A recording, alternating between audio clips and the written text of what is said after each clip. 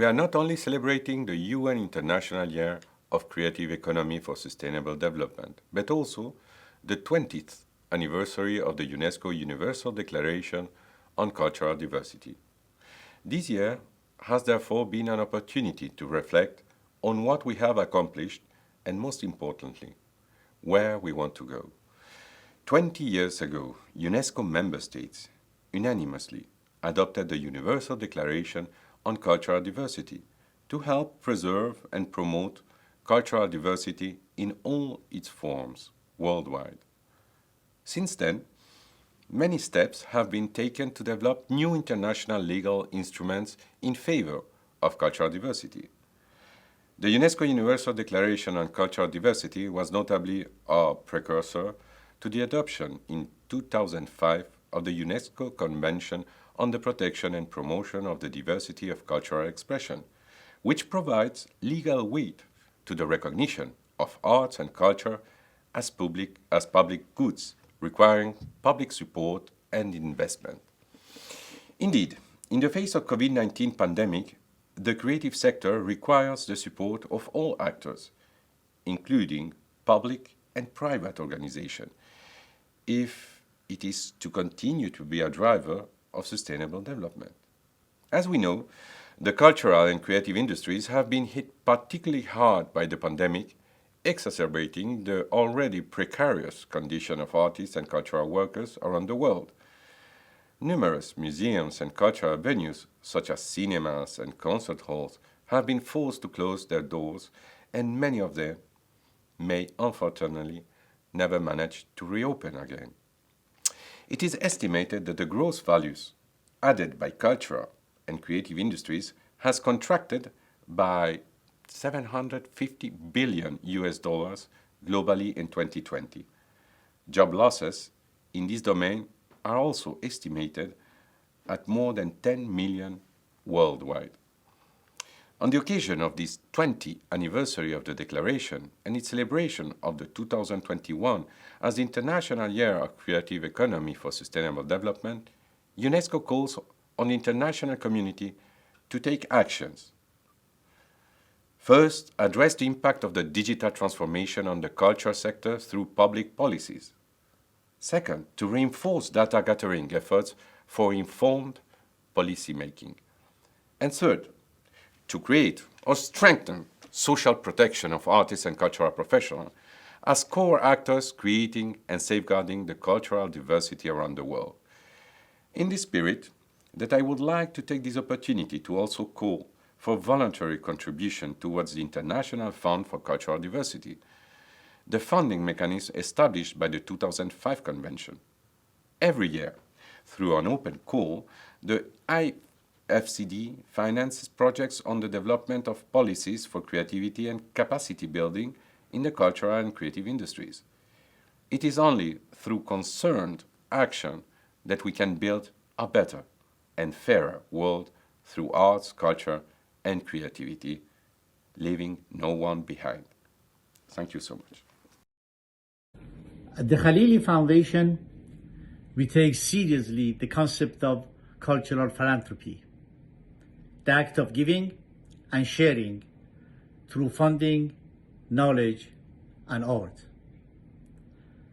As a man immersed in the world of art for over 5 decades, I have arrived at the conclusion that while religion and politics have their own languages, the language of art is universal.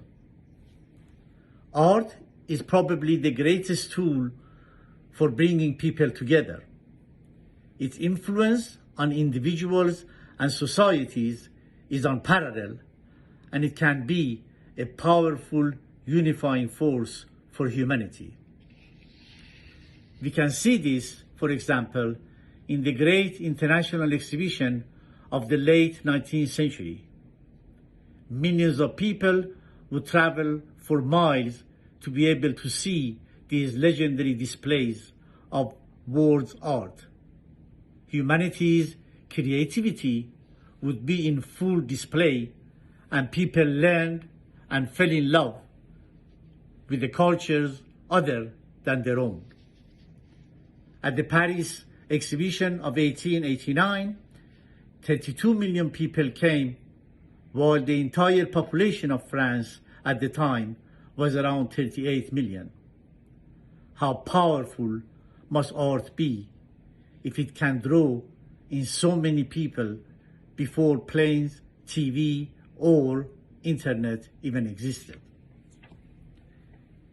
In my 40 years of exhibiting worldwide, I have never seen people as intellectually, emotionally, and spiritually moved as they are when in a company of a great art.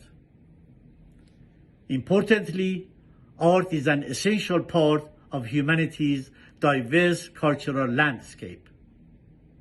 Celebrating this diversity is a key to bringing about sustainable development and peace. This is why we at the Khalili Foundation are honored to have worked closely with the UNESCO to produce and publish a historic book to mark the 20th anniversary of the Universal Declaration of Cultural Diversity. We have invited scholars, leaders, activists, and artists from a variety of backgrounds to offer their unique perspective on the importance of cultural diversity. We look forward to launching this milestone book during the anniversary month in November, which we hope will inspire many people to support culture in their own unique ways. Thank you. For the past 35 years, I've been singing operas and concerts all over the world. As an artist that crosses the East and West, I've been working for a long time and have come to know the power of music and its ability to cross boundaries of language and culture. So when UNESCO declared cultural diversity 20 years ago, I was committed to their cause, and I've been working as an artist for peace to this day. UNESCO defines culture as a set of distinct material, spiritual, and emotional features of a society or social group, covering all lifestyles, value systems, and traditions, including art and literature.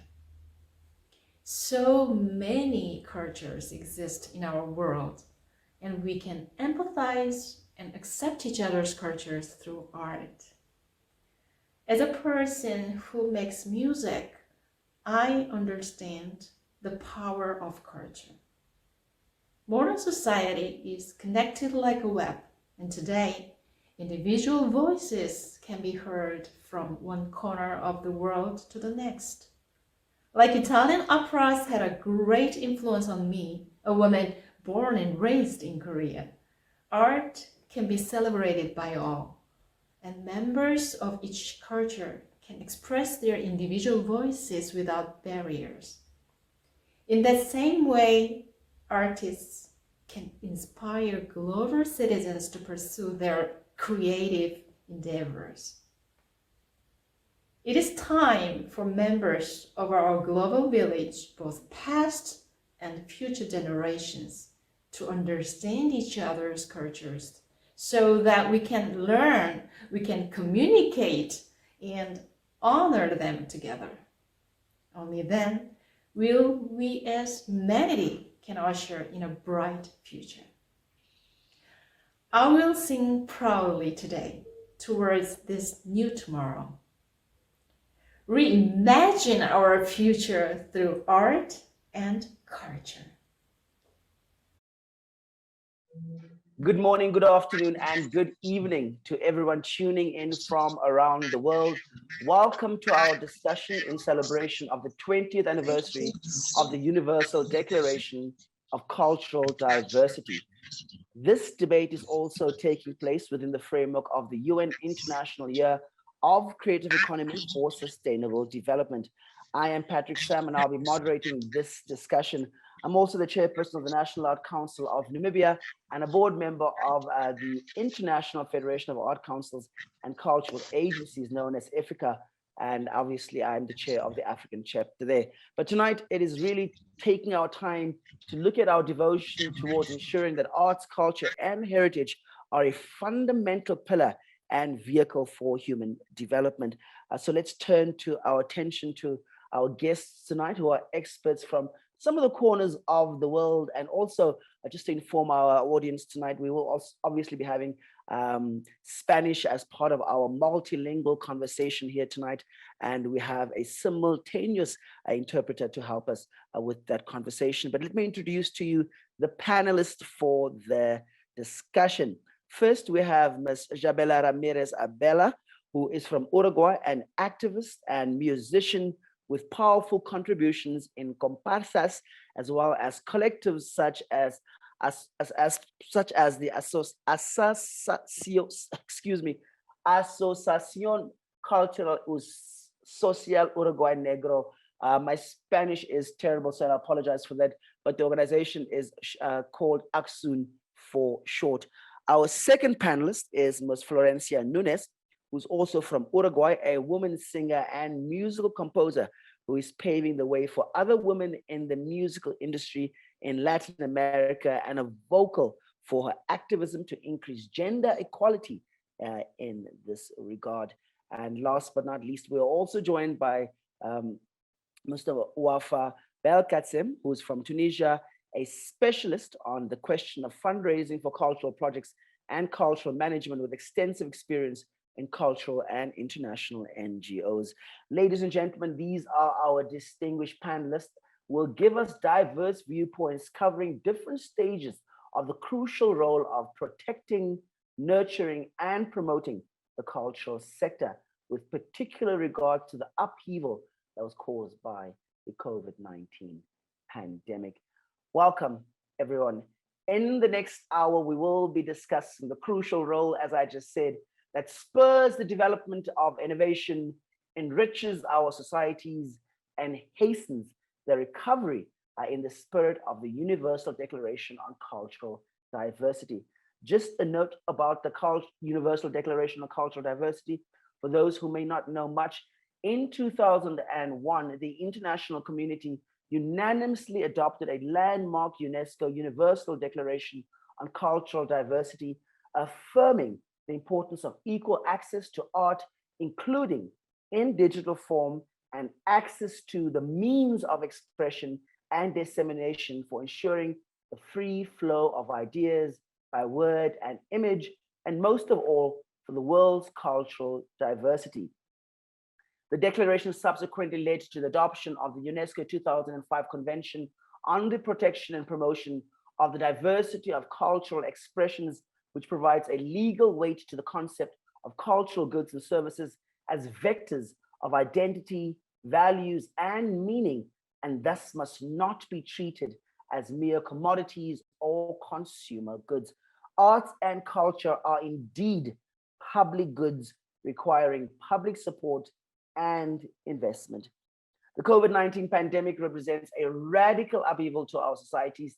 Artists and cultural practitioners worldwide have been particularly affected by the lack of economic opportunities, the societal pressures, and the curb on creativity imposed by the pandemic's harsh conditions. Now, as a result, it's become more apparent than ever to raise our voices and spread awareness on the importance of arts, not just for society, but even as a driver and enabler for sustainable development and a boost to the post-COVID recovery, be it in economic or social terms. In this panel, we are going to discuss exactly that. Situating arts and creativity as public goods, how can we promote the creative economy as a powerful engine to spur development, accelerate the post-COVID recovery, and remain a crucial asset for societies worldwide. I will ask several rounds of questions to each panelist. I would like to ask each panelist to obviously maintain or limit their response to about 3 minutes. I know we have a lot to say, but we'd also like to deep a little further into the nuances in the relationship, particularly between culture and investment. Let's start this conversation. That's why we're here. Obviously, during the first part of the panel, we will discuss challenges and issues related to the COVID-19 pandemic. Indeed, in 2021, this is the year that has been classified as the International Year of Creative Economy for Sustainable Development. However, it has been a challenging period for artists and the creative industries. What is the experience so far? How have our challenges, how have our colleagues and our experiences given by the COVID-19 crisis shaped our lived experiences in terms of artists, our lives and our livelihoods, in terms of our work and our income? So to start the conversation, let's move to Ms. Shabela Ramirez. You've been obviously engaged in the music since the early age of 14. As hardship is part of your musical journey, growing up under a dictatorship where your artistic zeal started to emerge, how has the pandemic upended your long-standing career as a woman musician and singer? Which lessons have you been taught, making you as an artist and even more as a woman who's an artist more resilient? What has been working for you and what has not been working for you? En realidad lo que puedo contarles es que la emergencia sanitaria aquí en mi país, la República Oriental del Uruguay, ha afectado muchísimo a la cultura y en especial al arte. Yo me desempeño en el arte afro-uruguayo, soy música cantante. Para hacer las interpretaciones o las intervenciones artísticas necesitamos, para comenzar, de los 3 músicos percusionistas que son quienes tocan chico, repique y piano, porque si no, no existiría el candombe, y el resto de los músicos. Por lo regular las bandas son de 10 o 12 personas. Con respecto al momento más álgido de COVID, aparte de que estaban cerrados todos los centros culturales, y no los centros comerciales, los centros culturales, no teníamos ningún tipo de apoyo, ni tuvimos ningún tipo de apoyo, porque hubo mucho miedo acá en el Uruguay. La campaña del miedo fue muy grande, murieron muchas personas, como ustedes ya sabrán, y como sucedió en la mayoría de los países, y el arte afro, en este caso, no tuvo respaldo de ningún tipo. Tuvimos que armar grupitos de a 3 personas cuando empezó a amainar la cosa, para poder trabajar y para poder reiniciar la confianza entre las personas para poder tocar juntos nuevamente.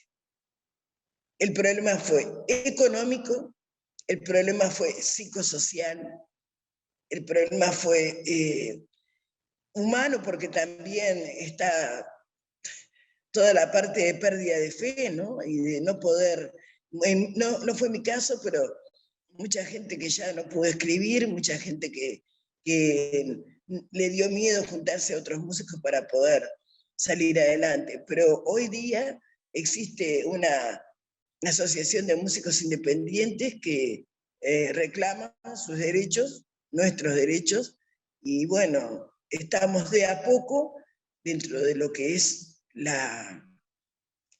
el área uruguaya, porque Uruguay no es un país que tenga mucha industria musical, pero sí existe. Estamos tratando de salir adelante.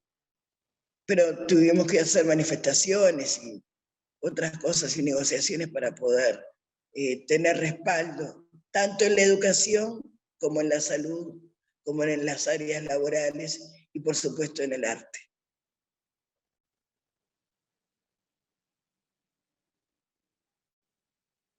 Bueno, y digo también que lo personal me afectó mucho porque también debido a esa situación no pude atenderme en la salud y bueno, surgió un cáncer que ya nos estamos recuperando. Muchas gracias, Shabela, for that. I think what that brings to the discussion very much is the cost of dignity for artists and cultural practitioners, particularly in the midst of a pandemic. And I think, Florencia, maybe we can bring this next question to you. How do you see this new generation of rising musicians or artists more generally, many of whom are particularly women, indigenous people, people within the LGBTI plus space, on the margins, on the periphery? How are these different people from the usual artist profile changing norms, challenging conventions, focusing more on fresher ideas, on issues like gender equality, social justice, social inclusion? Is there a greater sense of dignity for artists in this space, especially now that they are more excluded? Yes, hey, good morning, good evening, everyone. First of all, pardon my English. I think in Spanish, so I have to translate all my thoughts and the way I try to explain my idea. So thank you very much for having me. About your question, I was like typing some ideas these days. The way I see it, and maybe because I really belong to this new generation, though I'm in my 30s and there are a lot of new artists coming up in their 20s, and they are not trying, and we are not trying to repeat patterns, especially traditional male patterns, because this kind of behavior is what brought us here in the first place. So empowering women, empowering young artists, empowering no-binary artists does not mean taking the places in like analogous way, like analogously. So I really see much less prejudice in art, but it's like the reflection of the kind of society we are trying to build nowadays, and that's really how I see it. I think new generations are really changing things with their own values, with those new values, fresh values. I think art, it is used as a tool to amplify all these social changes. We see it every day, not only with the pandemic, but I mean, last year with Black Lives Matters, I saw really young people, young artists taking activism, like taking part in the society, changing things. Those are like extremely challenging things for the entire society. So the way I see it, I think we as an artist, we have a lot of responsibility right now, but we have a great opportunity as young people too, not only artists, I mean, the youth. I know it's like a traditional things to say that the young people are like the future, but in this moment, I really see it that way.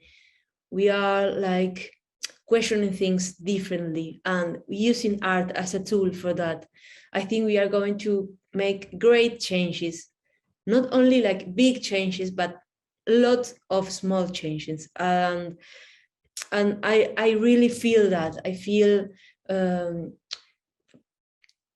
young artists trying to fight for like gender equality, trying to fight for the social inclusion, and I think that those results are already visible, but will be more visible in I don't know, it's 5-10 years from now.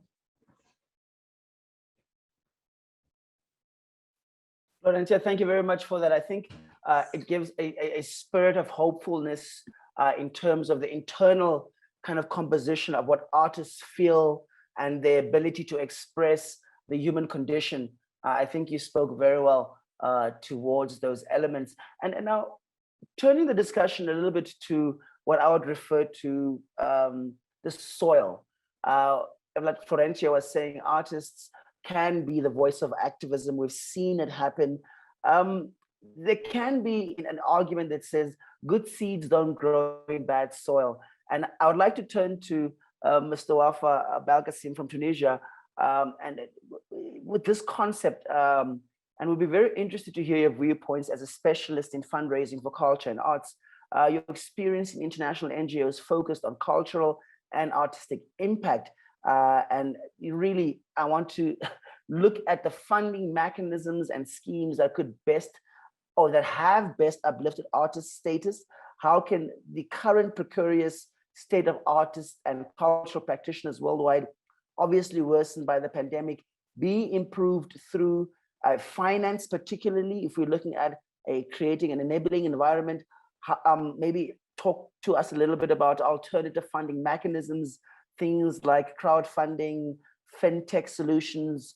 Could they serve as a catalyst to alleviate financial pressures upon artists?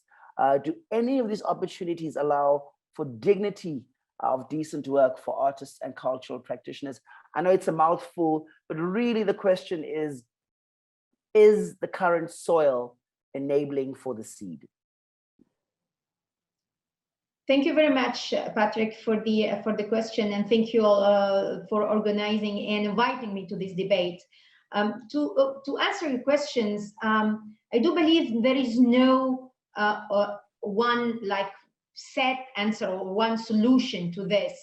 I think it's related to the capacity of every ecosystem to be enabling, and there is not one tool that is better than another, or one support mechanism that is better than another. It's actually a matter of mixing all those different tools and making sure that this is why, as I said, I prefer the word resource mobilization than fundraising, because what we need within one ecosystem is not only monetary support. There are many other support mechanisms that has to be put in place within the ecosystem that are visible, accessible to the cultural creative community to use and to change or use one and other depending on the situation, on the sector, on the target, and on the need. Even within the same ecosystem, you may, at a certain stage of your progress or your need or your growth, you may use one tool or one kind of resource or one support mechanism rather than another, and you may change based on the context and the need. So as also you mentioned the alternative financial models. Unfortunately, I mean, the debate now in some ecosystems, it has been those support mechanisms like crowdfunding.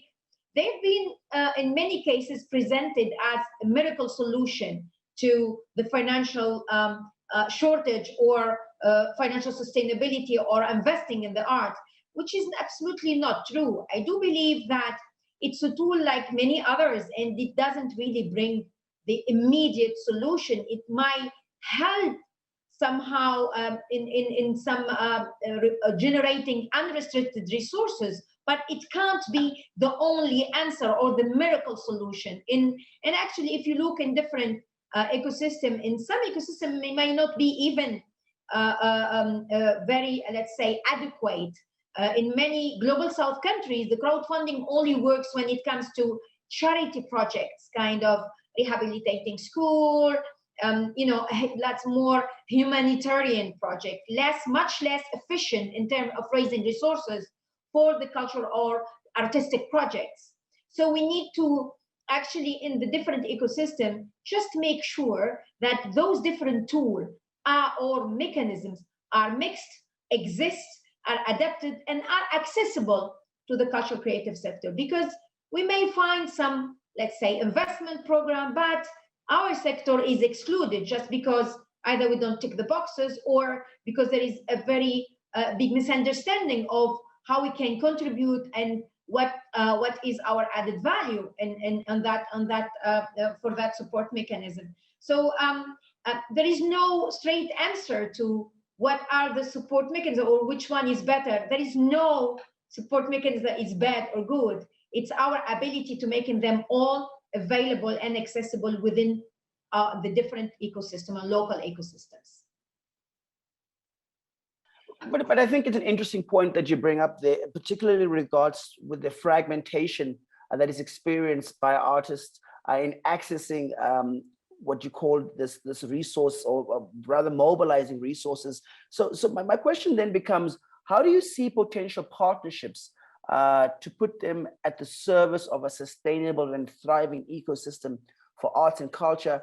How do we envisage a system that seems that we might not even in principle agree on some of the purposes for the industry? I mean, we know that a lot of the times it can be exploitative from some of the commercial aspects. Artists have said this in the past. We also know that it can lead to some form of upward mobility for artists. So how do we find the balance in a lot of this complex ecosystem? Absolutely right. I think there is a tremendous work of advocacy and, convening space to create those the opportunity to debate on this. I think every ecosystem has its different specificity. And I think before starting about clearly identify, because again, on those partnerships, there are no recipe. I cannot tell you, with private sector and partnership with banks. It depends on the maturity of the ecosystem. It depends on the legal things, the laws around. And I think the first step to that is to do what we're trying to do, for example, for years as CFW on the African continent, and specifically on the Northern African, is create those spaces where art funders / supporters / investors / whatever sort of type of resource they provide to come together and talk to the art community and try to figure out solutions that are beneficial to all. We may not all agree, we may not create a happy world that everybody is friends with everybody, but we can create subgroups and sub-clusters that can work together, create innovative partnership. For example, we've done the resource mobilization Digifone last May, where we tried to bring together all those kind of art supporter funders in a virtual space to meet and just debate what you do, what I do, just to know what you do and what I do. And I think that's one step that has to be done in every ecosystem, in every country. Those kind of spaces have to be created before we start talking about duplicating success story for somewhere else without really understanding how mature is our ecosystem, how are we ready to be in a partnership. Because there must be readiness for partnership with the different partners. And as much as we have apprehension and we have questioning towards some kind of partnership, they also have, stereotypes. They also have apprehension. And as sector, we also have our weaknesses, not weaknesses, but les défauts. Somebody help me with the English. Things that we're not perfect with us. We have our way to think, see things, our stereotype, like rejection, some kind of possible partnerships. So we need to create this dialogue, and that only happens if that kind of spaces have been convened and facilitated. Interesting point there that you're talking about using dialogue and almost conversation to create a path, which makes it seem a very process-oriented approach. So looking at from an expert in fundraising for cultural projects, as well as managing these projects within, for instance, the scope of international NGOs, how can artists profit from the rise of long-distance technologies when we're looking not just at the lives of artists, but at the livelihoods? Because we've kind of excluded these two things, but how do we bring it together? How do we mainstream it in terms of funding? And more importantly, how do artists capitalize on these and other rising and disruptive technologies for fundraising, particularly to ensure that their vehicles and that their expressions are fueled? One of the few positive things of the COVID is the explosion of those new digital ways trying to help artists. And I do believe that in every country and ecosystem, there is a local small initiative or project or startup who's tried to help artists and creatives generate revenue and sustain their livelihoods through digital solution.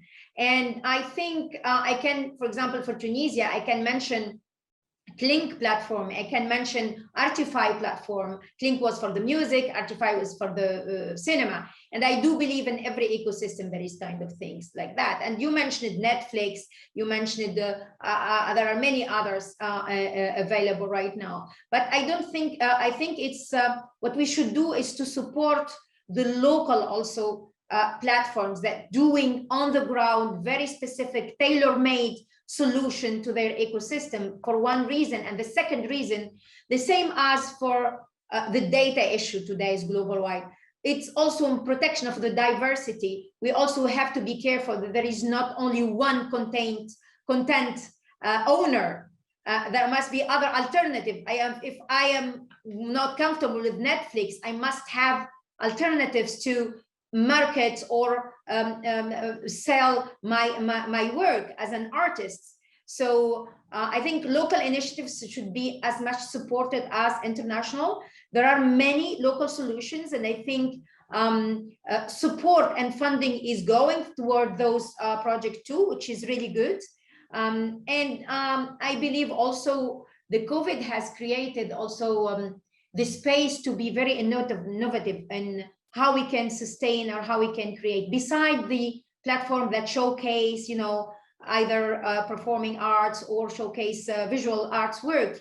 I can mention Art and Stay. That's a platform that helps, is the equivalent of like Airbnb, but for the arts, where you can put for rental your art space when it's not occupied by artists during residency. And that's a way to maximize, and that's a way to generate what I call unrestricted revenue versus restricted kind of grant or investment with the watermarks.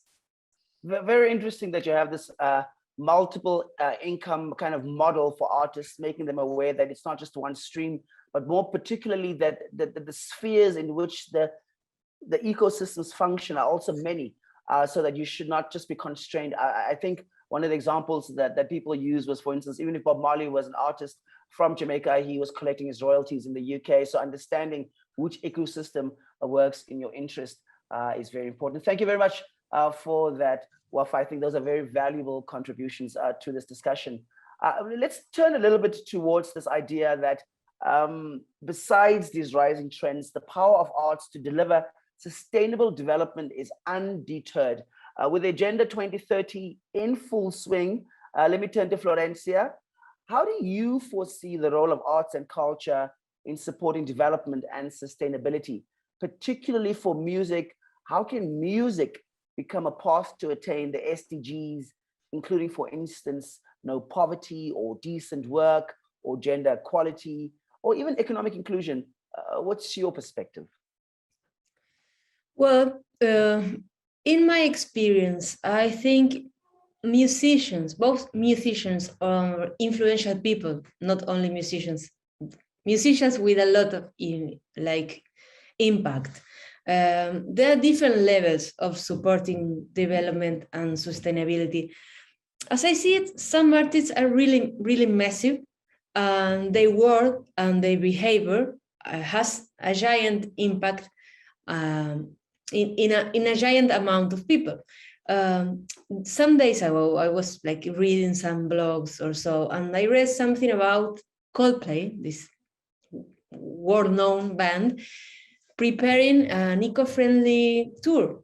Or I have seen Paul McCartney before encouraging people to join Free Meat Monday, which is this movement to not eat meat on Mondays, like to go easy on our environment. Those are like examples of artists that they have like really well known around the world. But there are millions of artists sparse around the globe. I think those artists, in which I include myself, we have the opportunity to make an impact locally. So all those local impacts together make a huge one. I think that we artists have to commit with our communities more than ever, because we have a great tool with our work to build and create connected to our community, our environment, the buy local thing that we hear about all the time. Well, I like to take that to my work, and how, in my experience, how can I do that with my work, with my team? For example, I want to share some experience I had last year. I released my last project called Porque Todas Las Quiero Cantar, which is an album, a tribute album to the music of my department, my state, which is Rocha, and it's also a documentary feature film. So when I was releasing this album last year, and this year with the movie also, I invited this small venture, like this startup called Novillos Cerveza. The story is quite funny. I'm going to tell it because the person behind that craft beer Novillos is one of my mates from high school. So we went through high school together, and we studied together, and then our paths were different. So I went on with music, he went on with like this business, tourism, and drinks and food. And when I was releasing the album, I asked him to join the release with a special edition of the beer with the name of the album and the movie.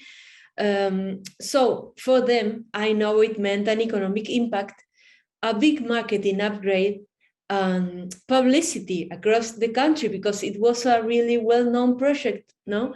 And for me, it meant the coherence at the time of communicating the project, that it's all about the community. So it is a job, I think it's day by day. So I think that, going back to the thing I was trying to explain before, with a small thing, day by day, a small artist and another small artist, and so it's like the long tail thing that we all have the chance to make a big impact if we try locally to join other projects, and together we can create this beautiful like synergy. I don't know how to explain it, but that's the feeling I get when you ask me how can we become a path of these goals. I think the way to start is to think local and try to act with a local impact. Thank you very much for that, Florencia. I think one of the most beautiful parts about your story is also how many other livelihoods depend on the lives of artists, and how it has a knock-on effect when artists aren't doing well, makeup artists aren't doing well, stylists aren't doing well, fashion artists, the tech crew's not doing well, drinks aren't selling. So I think the knock-on effect that our sector has in terms of an intersectional approach and a cross-cutting, and how it benefits tourism, how it benefits hospitality, and so that I think has become very important, that when we ensure that artists are doing well, it has a greater knock-on and a greater multiplier effect, even at a local level and obviously at a global level. So thank you very much for that very insightful experience in terms of how significant the lives of artists and those within the cultural sector are also to the lives and livelihoods of others. A very compelling insight there from Florencia. Thank you for that. Chabela, I know you're sitting there waiting for your chance again. Obviously, after having discussed policy support, partnership building, and fundraising, and other opportunities linked to new technologies, we spoke a little bit about crowdfunding, the pros and cons, about the roles of artists themselves. Maybe you can tell us, as an artist, a well-established artist at that, and an activist, how do you foresee artists and cultural professionals in the future in your country? How do you see Uruguayan artists delivering value in the present and the future, be in terms of economic value, generating jobs or income, art value for society as a creative expression?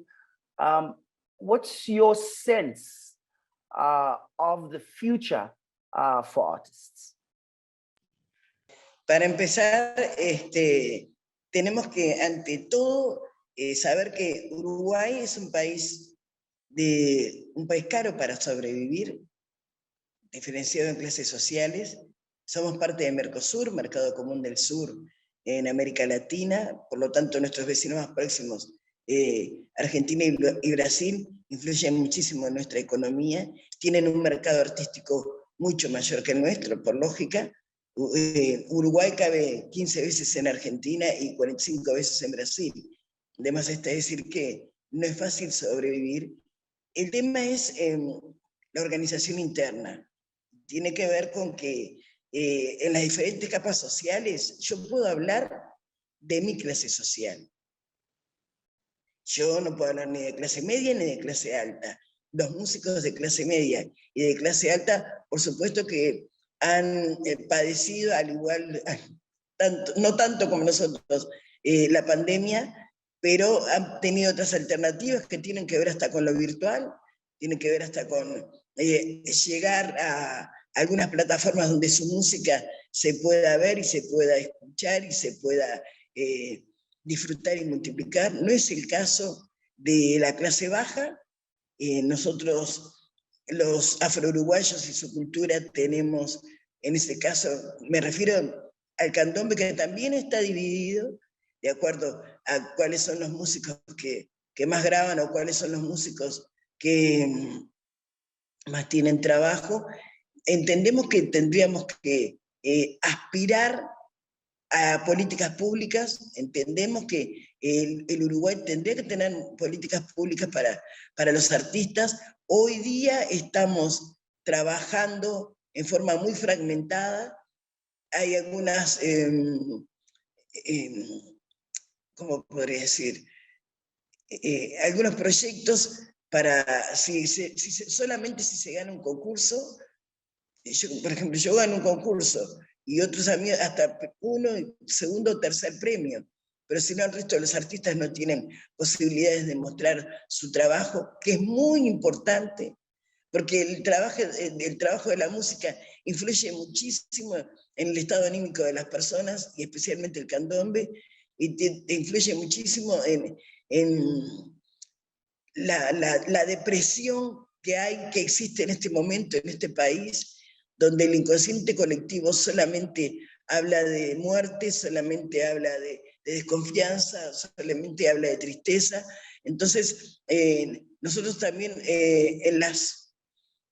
para darle un panorama claro, Montevideo está lleno de ollas populares y merenderos, que aquí en la Casa de la Cultura también tenemos uno, ¿no? Fue muy organizado para que la gente pueda sobrevivir, para que la gente pueda comer. Y eso es parte de la sociedad civil. Y los artistas somos parte de esta sociedad. Y que lo que nosotros podemos hacer en este momento es, en el lugar donde hay un merendero, poner música para que la gente escuche. Pero no hay políticas públicas en este momento para los músicos. No hay para la música en general. Para el candombe específicamente no hay políticas públicas. Algún llamado que otro que ha hecho la Intendencia de Montevideo ha servido para que algunos músicos podamos salir a la calle y mostrar nuestro trabajo. Pero no se trata solamente de eso, se trata de sobrevivir. Y yo pienso que en lo que tiene que ver con las expresiones culturales y con lo que Uruguay nos brinda como país, estamos muy lejos de lograr una alternativa que sea confortable para todos.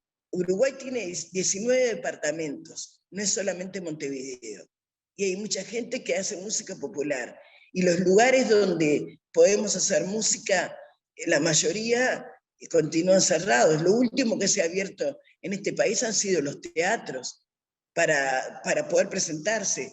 Entonces, es necesario, y pido desde aquí, encarecidamente, ver una forma alternativa para que Uruguay no ponga, por ejemplo, los pases verdes, que se van a hacer obligatorios aquí, para poder actuar. Si uno no se dio las 2 vacunas, no se puede actuar, no se puede concurrir.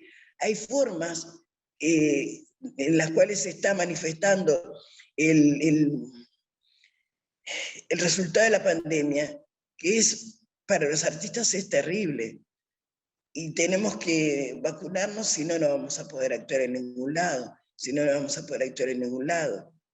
Yo no estoy diciendo que no crean que existen las enfermedades, porque a la vista está. Estamos llenos de homenajes a amigos que han muerto.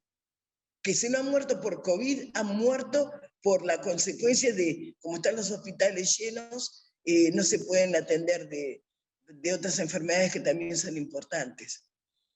Pero volviendo a lo que me estabas preguntando, ¿no? Yo creo que si nosotros no tenemos una alternativa desde el Estado uruguayo para poder trabajar, la cultura en general decae muchísimo. En general, y hablo de todo el país, no hablo solamente de Montevideo, que es el lugar donde yo me crié y vivo, hablo de todo el país. Estamos realmente con mucha emergencia, estamos realmente desesperados. Very interesting contributions there by Chabela, I think, particularly looking at how classism is a particular constraint for people to get access to this enabling environment that allows them to then obviously access things like mobility in terms of income or well-being. So Wafa, this issue of public policy that Chabela was talking about, issues around relevant authorities, regulators to hasten the recovery and restore the core role of arts and culture in society. Do you think some of the funding opportunities reproduce the same social inequalities that are being spoken about, where, for instance, if you have a greater sense of literacy in writing the applications and being more persuasive and understanding that ecosystem versus just being able to express yourself by using your diverse cultural expressions, what positions you better in order to get access to propel yourself or to have a livelihood as an artist? Back to you, Wafa. So I was saying, there is no easy answer to such a question, and there is no ready-made recipe. I would, from my own experience as a small entity within not very enabling contexts, I think I would go about it with through two strategies. One is coming together. The powerless, let's say, the less privileged, we need to attain that level of maturity that we need to come together to do advocacy, to share data, to do action, and create those spaces to communicate and be visible. The second strategy, which is parallel to that, is to, we will sometimes have to scale down, for example, some of the project and see, okay, with the little that I have, what can I do? The third, and I think the most important stream that we really need only all together to fight for, and there must be one of each ecosystem, is the safety nets ecosystem, the backup system to such crises, such as insurance, social security systems. And this is now the COVID, the opportunity, because there is now like a kind of awareness. The decision makers are more open and more understanding to such debate about having a social security system that applies and that's adapted to the cultural creative sector in every country. You can take an example, for example, in Tunisia, the system has been designed and then started a little bit with a little of efficiency just before the COVID, and the COVID was the little push that it's needed because there was readiness to that. And then this social security system is being pushed by Ministry of Culture, supported, and the community came together to create that. So I'm afraid I don't have a ready-made answer to such issue. But I think is altogether these three, let's say, streams or these three strategies, we can work on it within an ecosystem to try to go forward and find a solution.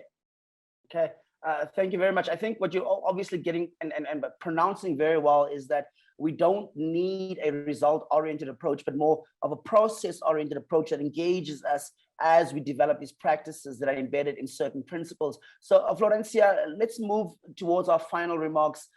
What does this make you feel like as an artist, especially as a young artist or somebody that identifies with these emerging movements that have a very embedded thought in social consciousness?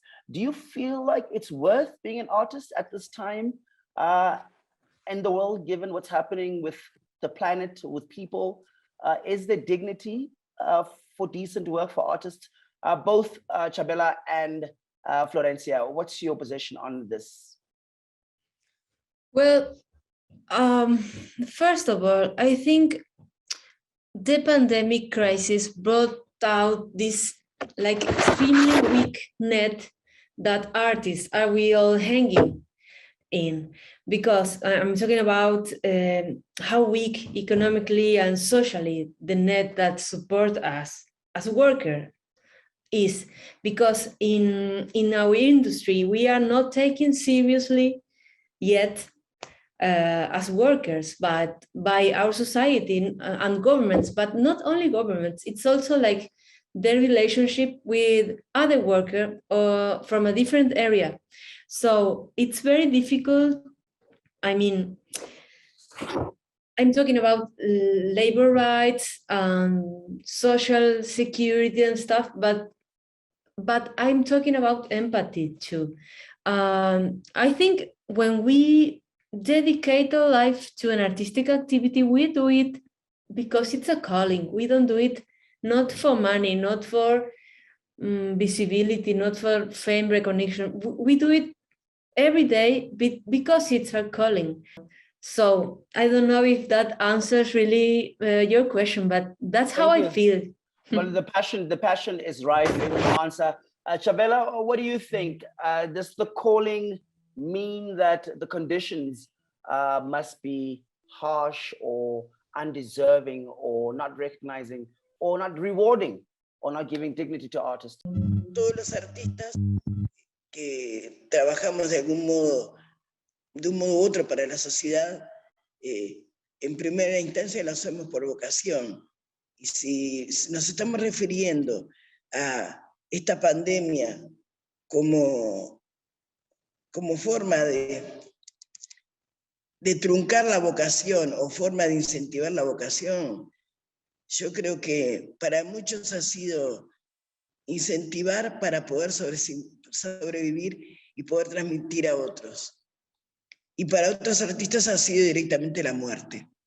Lo tengo dentro de mi propio colectivo, lo he vivido dentro de mi propio estilo de música, donde varios músicos han cambiado de plano porque no han podido sobrellevar todo esto que es tan difícil, porque para algunas personas se trata de desarrollar un hobby, para otras se trata de sobrevivir, y hablo de comer todos los días.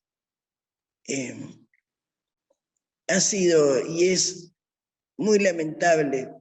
Hay alternativas para, en este caso, la música popular uruguaya.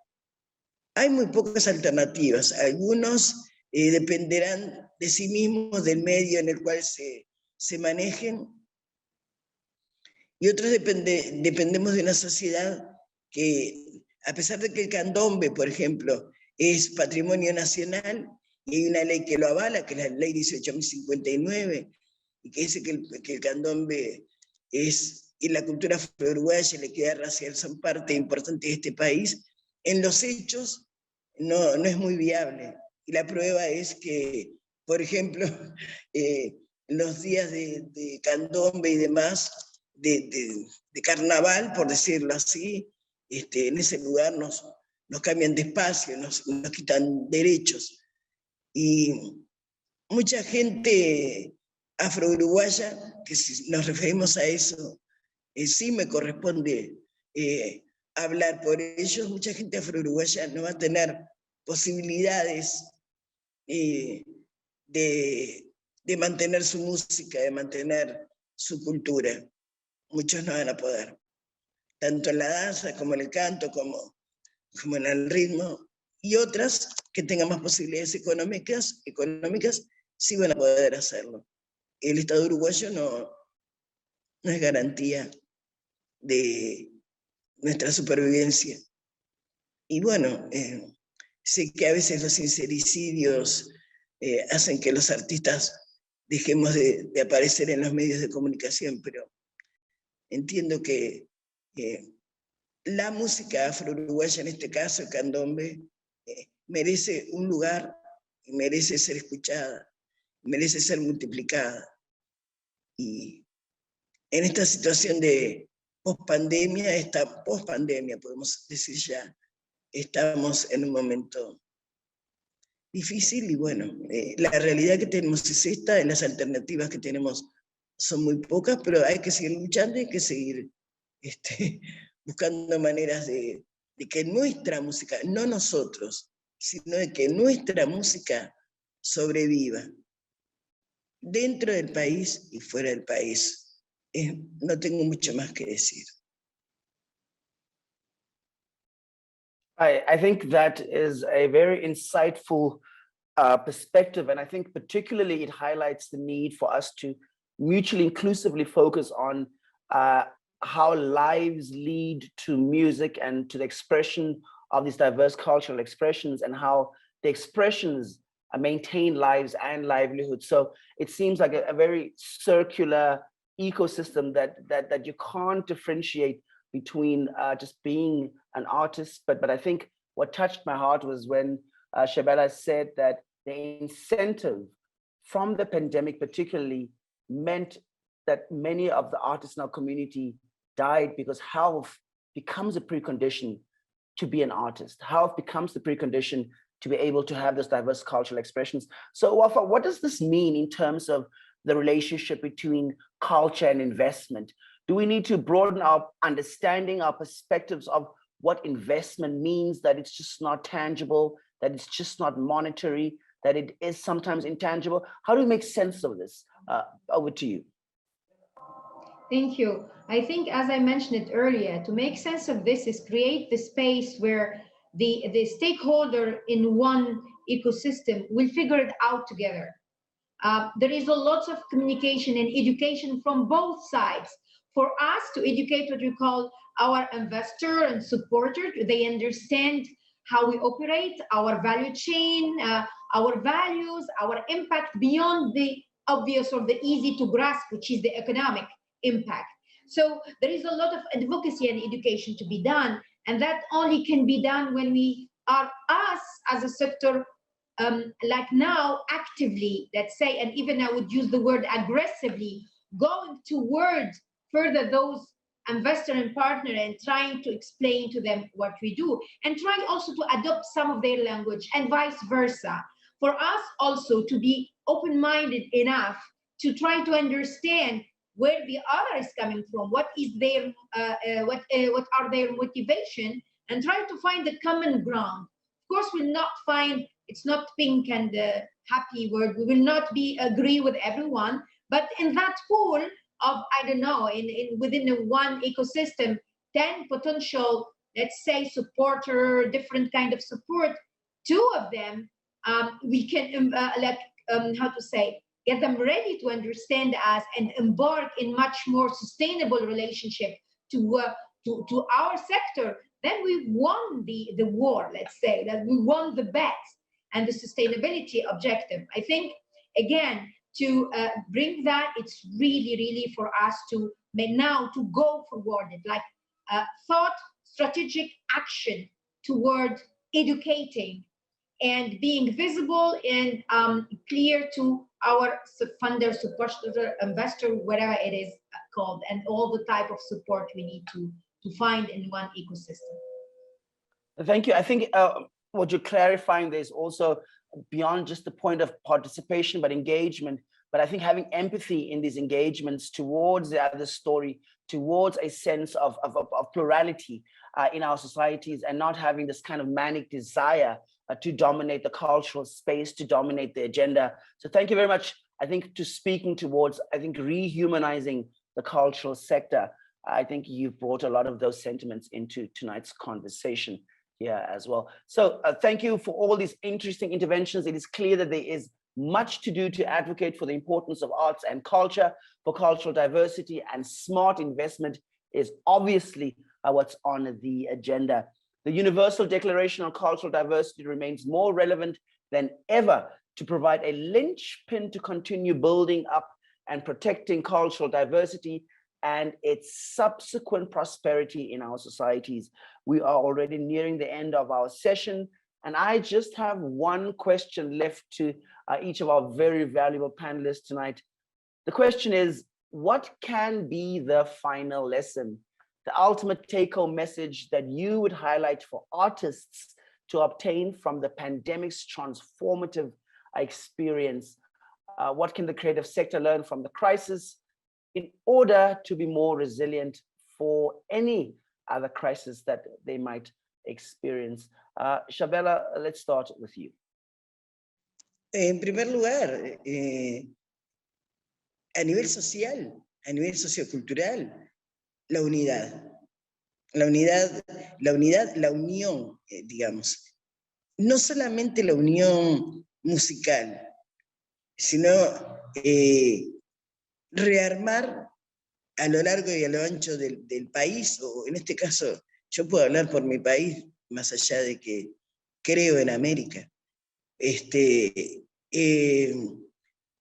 La unidad entre los artistas es muy importante para sobrevivir espiritualmente. Durante muchos años, durante mucho tiempo, hemos vivido en competencia, nos guste o no nos guste, con otros artistas para poder llegar a que se escuche nuestra música, en este caso, los que nos dedicamos a la música. Pero la unidad entre los artistas y entre los estilos musicales que sean complementarios es bien importante para que la sociedad, en este caso uruguaya, pueda hacer frente a la gran depresión que vive, ¿no? Porque para volver a creer en nosotros, a veces la música, aunque parezca mentira, es muy importante. Y para que las industrias discográficas, en el caso de la parte sociocomercial, nos atiendan y nos den oportunidades, también es necesaria la unidad. Thank you very much, I think, for those touching sentiments. Florencia? Yes, thank you, Patrick.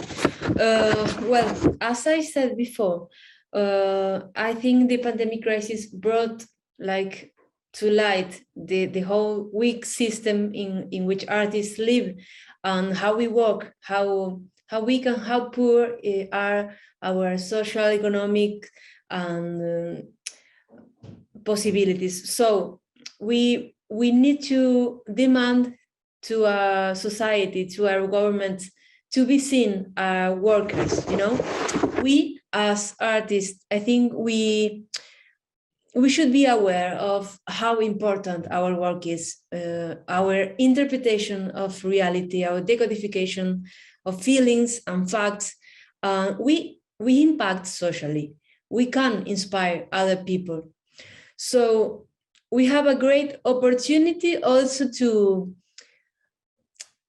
keep up with our traditions, like Chabela said about candombe, for example, and our culture alive. Thank you very much, Florencia. Wafa, final concluding remarks? So if there is a call, I would say would be, there is a priority to focus on our own ecosystems and building local shields. And it's a matter of survival for us. So what we should focus on is creating within our ecosystem what I call the minimum viability requirement for the sector. And they could be around 4 or 5 elements, where first is the safety nets, social security, health systems, a crisis, the crisis funds, or these kind of things. Second, smart resourcing, not smart investments, smart resourcing. Third would be the smart financial strategy for cultural policies. And finally, resource mobilization, literacy, and expertise within each ecosystem, so that we can work for local solutions on how we can financially sustain and support, not necessarily sustain, but at least support and reduce our vulnerability at every country level. That's what I have to say. I think your sentiments, when we do reduce vulnerability, I think we also reduce this idea of a lived experience that can be humiliating when you feel like you have a calling, you have a gift that you have shared, you have nourished the human spirit, and yet there is no sense of acknowledgement and no sense of dignity within that. So I think a lot of the conversations, excuse me, are talking towards forming some form of dignity, not just in work, but in being an artist. I think the contributions have been extremely valuable, and I thank you, all of you, for that. Thank you to our panelists, and again, thank you to all the viewers at home for joining us for this discussion. It is 2021, the International Year for the Creative Economy, and as such, I would like to invite you all to celebrate the diversity of cultural expressions that make our world wealthier, healthier, our societies more prosperous, and ourselves more human and closer to each other. As you heard, the message is unity in union. I'd also like to invite you to make a voluntary contribution to the International Fund for Cultural Diversity, which provides funds to the arts. All the information is available from the website. Let's commit ourselves to supporting the arts and creativity by making a concrete gesture to the IFCD. For myself, I'd like to say good night, good morning, good afternoon in my indigenous language. That's would be the appropriate terms. Remember, if we want things that we have never had, we have to do things we have never done. That's it from me, Patrick Sam. Have a good night, good evening, good afternoon. Bye-bye.